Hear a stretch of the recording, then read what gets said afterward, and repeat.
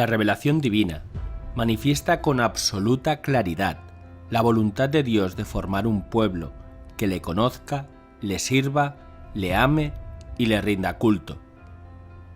El pueblo de Dios, en la antigua ley, es el pueblo judío, Israel. En la nueva ley, el pueblo de Dios es la Iglesia fundada por nuestro Señor Jesucristo.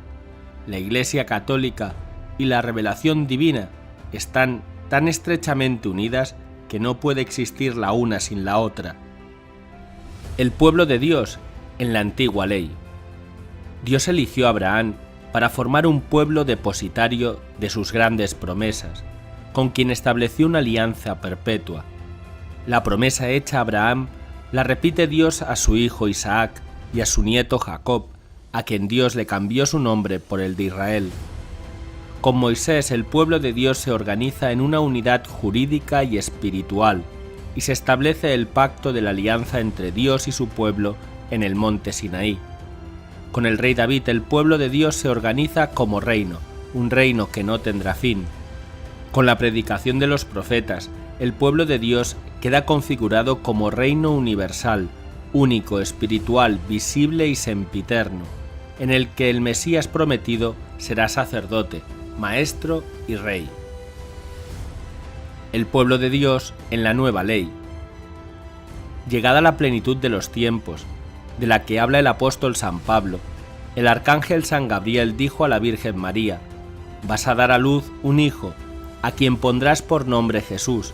Él será grande, y será llamado Hijo del Altísimo, y el Señor Dios le dará el trono de David su padre.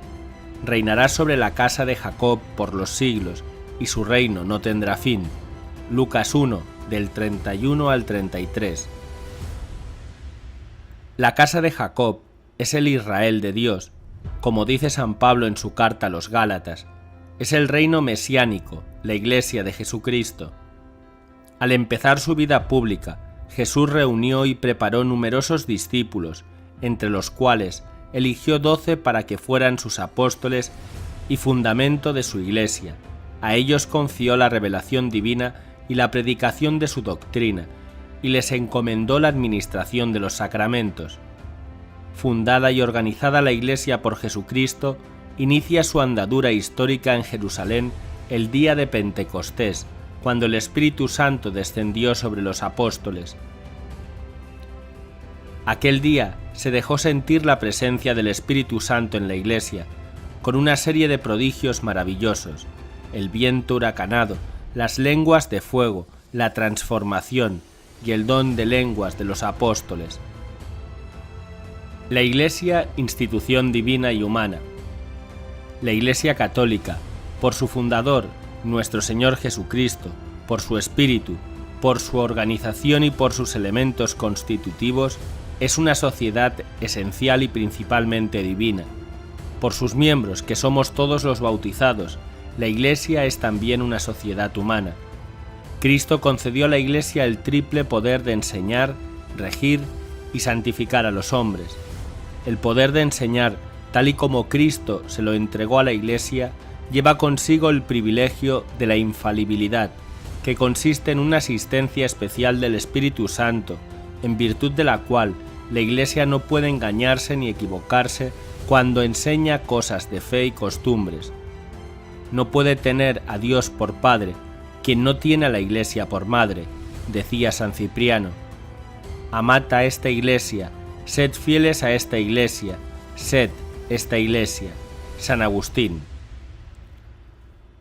Recuerda, ¿cuál es el pueblo de Dios en la antigua ley? El pueblo de Dios en la antigua ley es el pueblo judío, Israel. ¿Cuál es el pueblo de Dios en la nueva ley? El pueblo de Dios en la nueva ley es la Iglesia católica, que Jesucristo fundó con los apóstoles como fundamento. ¿Qué es la Santa Iglesia?